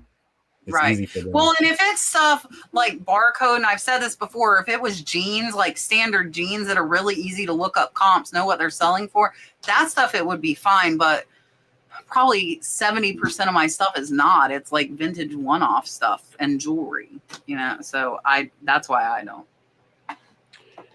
Yeah, for me, I buy profits, not projects. So I try to make sure all my items are clean as possible. Everything's wiped down. But other than that, when I give my stuff to my mother-in-law to list items, she's, you know, I give her, she just does my clothing for me, and it's already either washed or it's already ready to go, and she just takes the photos and bags it up, and I'm ready to go. So case of draft. Yeah, so mine is a full-time employee. I also, though, I do not buy stuff that typically is going to need cleaning or preparation. The only time that we've done that, Shannon, with some Nikes when we bought out the consignment store with shoes and purses, Shannon did clean them and make them look better, because we're talking $200 to $500 shoes and purses. So that kind of, for me, goes back to like answering their questions is the same as prepping that item. I'm not going to put a bunch of time into a $10 item. It's going to get listed as is, and they get what they get. But I will notate it. I'll notate it, and I'll, you know, say what it is. And mine also does photos, measurements, and drafts. So what I do is go behind her and I price it. I check the title. I check the description. That's one thing I probably will never let go of control of, which kind of ties me. You know, I can't, but I can do that from anywhere is the nice thing. I can go on vacation. I can go wherever and be pricing and doing my titles, right? I don't have to be here because I have somebody that's here physically. So it allows me to be able to go. Like when we went to Vegas for a week, I was still listing in Las Vegas. When we were there for a week, I was listing not as much as I do here, but I was listing like 10 a day, and everything still ran nothing. So my store's not getting put on vacation mode at all with the way that we run things, unless like hurricane. That's the only time we've really had to, was for hurricanes. Michael wants to know, does anyone get notifications for packages delivered? He wants to turn it off on eBay. Like you're like something you've bought, like you get a notification on a package that you, or a purchase you made, and the package gets delivered to your house. Like that's probably configurable, but I don't, are you? That's in your eBay settings. You got to turn that off on me. Yeah. Yes, you got. I don't know. It's got to be in the, like, I don't know if he means like that he's buying or that he's selling. When you buy something, you get it. So when I buy something, my packages arrive to the house or in my PO box. I want to know. Yeah, me too. There's settings. It's just like email notification settings buried somewhere deep in one of eBay's million, admin screens. It'll probably take a while to find, but it's definitely there somewhere. Oh, Marcia said she's getting notified. I don't want notifications. Do you know how many friggin' things we ship? I don't want a notification. Yeah, so mine must be off because I don't get it. If you have an iPhone, you can do it just by going on your app on your iPhone next to eBay in your eBay, and when you click on it, just turn off all notifications. You don't get no more. Instead of having to find it through eBay. I don't think I've ever gotten one of those notifications. I just get them for bought stuff. I don't get them for the CDs. Tae, do you listen to CDs before listing? Not listening, before listing. Do you listen to CDs before listening? No, I don't. I'll check. I'll just look at it, make sure it doesn't look scratched. I'll assume it's fine. Never had an issue doing that. I wish I had the dedication to some of y'all working for me, man, because y'all be y'all listen to the CDs, play every video game. There's a lot of time that y'all are wasting. I'm not trying to tell nobody how to run their store, but there's a lot of time being wasted that could be just list the item and keep it moving. That little $5 or $7 refund could be. I'd rather just give them a refund than take 20 minutes trying to listen to 50 CDs from a lot. I'm the same way. So if I run it through my disc cleaner, it's because it's a valuable CD or something like that. But other than that, I'm just listing as is. Most CDs are going to be under $10. I'm not taking the time. Same thing with DVDs. But like Rod said, like if I happen to get a CD we're coming back to the value thing again. If I got a CD that's worth $200, even if I didn't like whatever the heck was on it, I'm going to listen. If it was valuable, I would. I have not found any that are. So I have not. I don't pick up CDs. I don't pick up DVDs either. It's just not worth my time. Just sold $109 CD from what TV show was it? Like I just sold like $100 and something dollars. A CD or a DVD? It was like a DVD set from some popular TV show a few years ago. I don't know. It was like $100 something. Blew my mind when I scanned it. But irregardless, it was used at like 7 to 10 CDs. Do you think I played any one of them? I just put that bad boy for sale. It's over with. No, we ain't got time. All right. Let's see. Mr. C's Travels wants to know if any of us sell much in the way of artwork, or because of breakage or sizing, do you shy away? I'm going to go get something. I don't sell much artwork. If it's valuable, I will buy it and sell it. And, usually I will keep it in the frame. It's not too bad to ship, really. You can get the right box. It's usually like U-Haul is a good place to get boxes that fit framed photos pretty well. It's used for moving, but they work well for shipping. But I do sell quite a bit of posters because they can be rolled and put into tubes. So I do quite a bit of those. So that's my strategy. Yeah, one of the most expensive items I've ever sold, actually, like 2 of them would be in my top 10, has been artwork. I would just make sure that you wrap them bad boys very careful because they are some very particular people when it comes to how their items arrived. Obviously, people are dealing with artwork. It means a lot. A lot of people dealing with art. It means a lot to them, so I would definitely, that's something I would take care of. Make sure I try to wrap it properly, bubble wrap and all that stuff. But yeah, 1,000%. It's definitely profitable. And what I would say, since you're asking how successful it can be, you can be walking in Goodwill. I would say this: if you don't walk in Goodwill or whatever, and you never take like just pictures of the artwork as you're walking by, you're missing out, man. Because that's how I found or somebody found one for me who was with me at the time. Found like a $430 piece of artwork, and then we found like another $900 something piece of artwork at Goodwill. So just take pictures of every artwork, man. Not every. I take that back. Not every. You can kind of look at it. If it looks interesting, take a picture of it. Put it that way. So a good trick now is you can actually use ChatGPT to take photos of artwork and stuff like that, and they can at least help you identify it and help you at least value it to a point. It's not perfect, but at least points you in the right direction if it is something valuable. Google Lens also works great. For me, I don't sell much artwork. I don't like shipping the frame stuff like that. Plus, I don't understand artwork, so be completely honest with you when it comes to that. I have gotten some stuff like I have some Andy Warhols that I recently picked up. So those are extremely valuable. I have to get those listed. If I do have something that's like, I used to do a lot with like framed movie posters and stuff like that. I'll take pictures of them in the frame, but I ship them in a rolled up tube. So I try to do that to avoid it because it's actually cheaper for me to ship in a tube for that buyer to go out and buy a new frame than it is for them to pay shipping for that frame and for them to get there. So that's why I just do it that way. I know Kat shipped a lot. I'm here. All right, here you go. Oz right now. Right, watch. Okay, so, I bought this. Do you see it? Hold on. Back up a little bit more. There we go. It's really big. There we go. So. That fish? What's on that? Fish? It is fish. It's really friggin' cool. Do you see it? Yeah, it's birds. Fish and seagulls. Okay.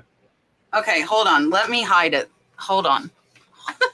Yeah, I know nothing. Yeah, hold on. Let me sit back down so I'm not like flashing everybody. Hold on. Okay.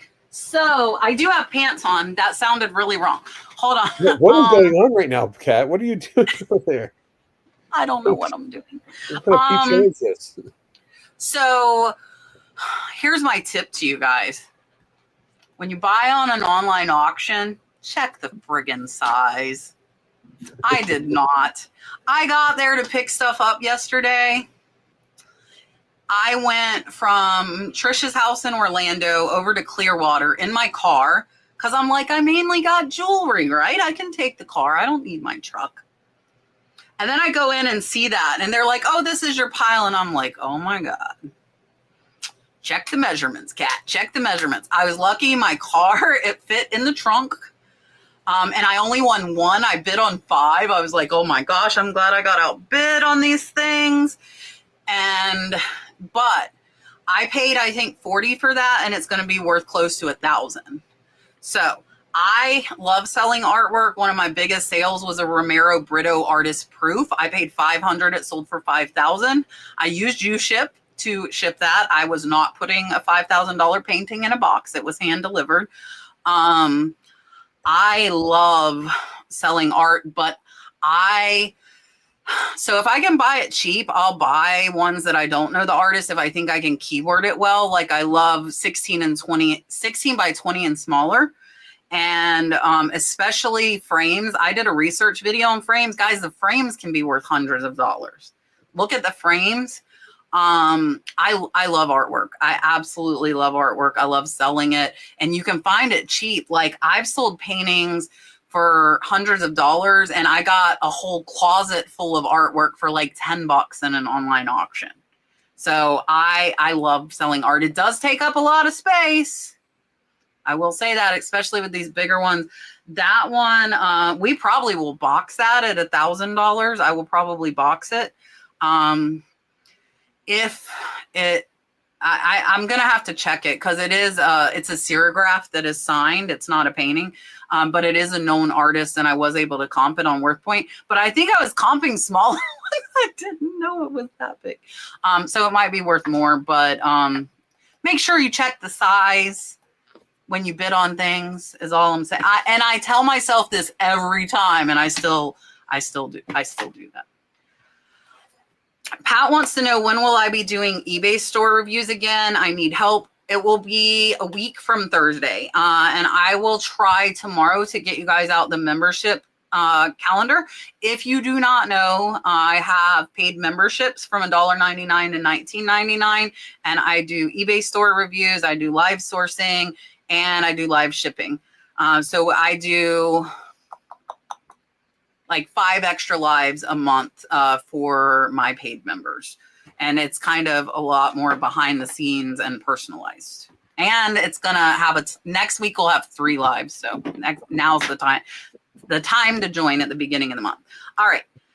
I had to put this up here. Patty said, I know on the Hinge dating site, women are looking for handyman. I wonder if you could ask for eBay help. You might be able to. And we've had a lot of people talk about making like a reseller dating site before. And I know Gino is like the most popular bachelor like ever. Everybody, all the ladies love Gino. Gino gets all of the attention. He's not in here tonight, but Gino gets all the attention. All right. Maddie wants to know, how do you block someone?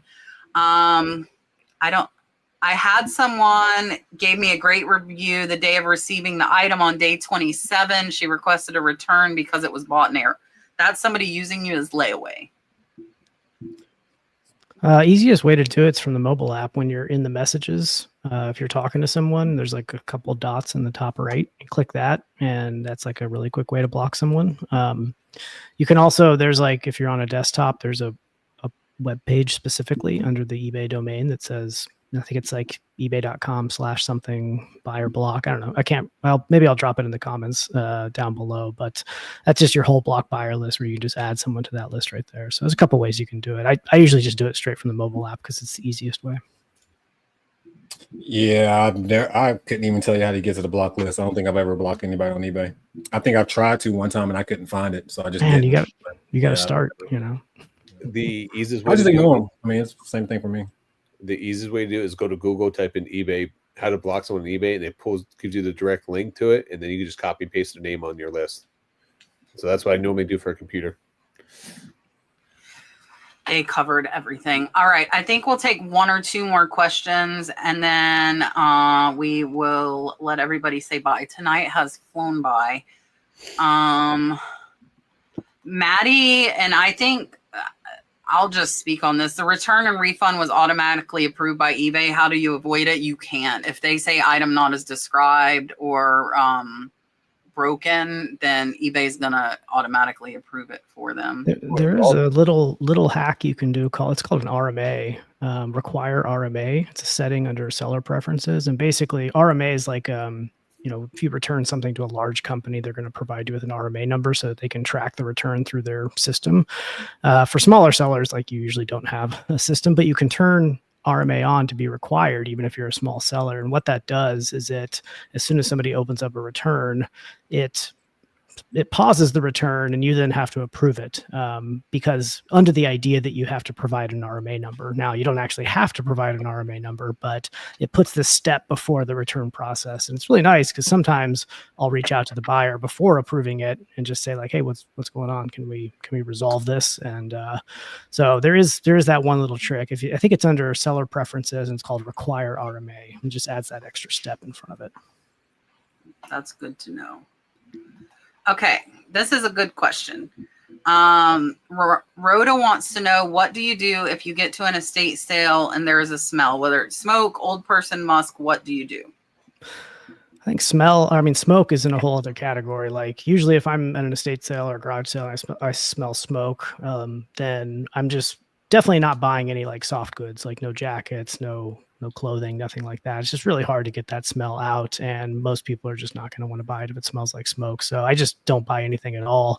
I still will buy hard goods if it's something that is not going to retain the smell, or if it's easy to get the smell off of. But like books, I also won't buy if it smells like smoke.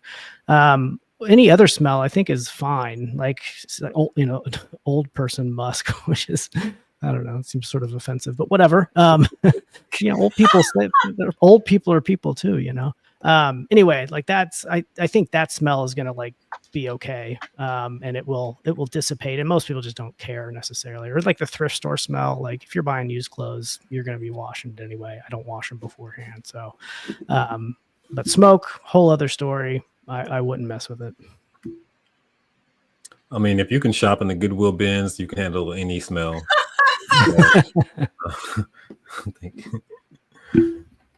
I would leave though if it's that bad. Yeah, I try to stay away from smoke too, but there are situations where I will buy items even though they did come from a smoky place. They would have to be high dollar items, and I know that I'll have to spend the extra time to get the smell out. Those will be one-off occasions, but yeah, usually if I walk in an estate sale, I mean, I've gone to like hoarder houses before. I've gone to some really bad places and find items, and where there's feces on the ground, there's been animal pee on carpets. Like, you just gotta be very careful what you touch and what you buy at that point. You're gonna reassess your entire situation, what you're doing with your life. Yeah, so I'll tell you, buying like especially closet lots at estates, there is like this, it's almost, it's musky. That's the only way to say it. If it's something I don't trust to wash that's valuable, I will notate it. If I walked into somewhere that smelled like smoke, I probably would walk out personally. I bought, this was years ago, I bought a big lot of Barbie clothes that were really valuable off of Shop Goodwill. And I, surprised, did not read the description. They did notate it. I didn't read the description till I got them and opened them, and I was like, oh, cigarette smoke. Like, I mean, heavy. And then I went and read it before I messaged them. Luckily, I didn't make myself look like a dum-dum, and they had notated it. So what I did with that in that situation was put them in a tote with activated carbon and tissue paper for a few days, and it did lessen it. It did not get rid of it, but when I listed them, I also notated it, and they still sold for pretty good money. So yeah, I've ended up with the items, but if I was buying in person, I probably would not, because yeah, I don't like, I saw somebody, like a lot of people will, like they're going to have an allergic reaction. They could have an asthma attack. Same thing with perfume, guys, with washing clothes. Like a lot of people don't want you, like we used to like put like the fabric softener sheets with it. So like the clothes would smell good, and we got complaints about that. So just remember that not everybody likes that. So having zero odor is the best. Like not even, you don't want it to smell good because that might offend somebody. So just be careful. Oh, here, I'm going to throw this up here. Aloha Shimohana says, I buy a product from Amazon that works great and puts it in a garment bag or large Ziploc bag. It's Basics Gel Odor Eliminator, and it's activated charcoal. So again, the activated charcoal definitely will help. So like you guys are talking about glass in the chat. If it was an estate sale with a lot of glass isn't going to hold the odor, guys. It's not going to hold the odor. If there's big money glass, I'm probably going to tolerate the smell. I'm not going to look at their linens or their clothes, but I would look at the glass if there was high dollar glass. All right. It is 10 o'clock. I'm going to let Justin, Tae, and Rod and myself tell you where to find us and what we've got going on. And I will tell you guys who's going to be on next week. So here is Justin. Hey, y'all. Thanks so much for having me on again. It was really fun to talk about stuff and talk about old people smells. But yeah, you can find me at Justin Resells. That's my YouTube channel. I also run an eBay automation platform called Flipwise. Basically, that's like you hook up your eBay account and it ingests all of your active listings and your sold history going back 2 years. And it basically, if you keep a spreadsheet right now and have to enter all that data in manually, it does all that for you. It does it all automatically and tracks everything for you without you having to do anything. It makes you make sure you're ready for your tax time with like a push of a button. So it also does all sorts of other stuff like automatically end and relist your items for you on a particular schedule and all sorts of stuff like that. So you can check it out at flipwise.com. But yeah, thanks for having me on. Here is Tae. What's up? I hate these big screen moments. Just want to say thank you for even having me on the show. And if you are bored and want to do something later on, I'm about to have a whatnot auction here in about, it's supposed to be 30 minutes, but I'm probably going to postpone it till 10:45. You can just follow me on whatnot, Prison2Profit on all platforms, pretty much. I just want everybody to also remember, like, reselling it's subjective, man. Do whatever you feel like makes you the best reseller at the end of the day, because there's 50,000 different ways to resell, man. There's 50,000 different categories to resell, and just, I would say, experiment and just learn for yourself what you like the best. Perfect. Yeah. Rod, what's going on? I will have some new videos out this week. I was away at Chicago at the Sports Card National Convention last week, so I haven't put anything out this week yet. In 2 weeks, though, guys, on Dibit Cards, I will be streaming with Gary V on Wednesday, August 13th. I would love for you guys all to be there. It's going to be at 4:45 in the afternoon, so I would love for the support. I will be here next week. Next week will be my last show here with Kat. So love to see you guys all come and hang out with us, and love to say goodbye to all you guys. So I'll be here next week. All right. I will have a video out for you guys tomorrow. Don't yell at me for Kat's treasure hunting. I promise I'm trying to get videos back up on there. I've just been busy having fun with Dalton before he has to go back to school. So after he goes back to school, hopefully things will be a little better organized, I hope. Thank you guys so much for being here. We couldn't do it without you. And Justin, Tae, thank you for coming on. I appreciate you guys. Rod, see, next week I can't say it. I can say it. You stayed. Well, I can say it next week because I thank you for coming back. You're still there. I can still say it then. So that means the next week I'm going to be Rod. No thanks. I'm going to say it when you're not here. All right, guys. We appreciate you guys so much. We are here every Tuesday, 8 p.m. to 10 p.m. Eastern. Come and see us, and we will see you guys next week. Bye.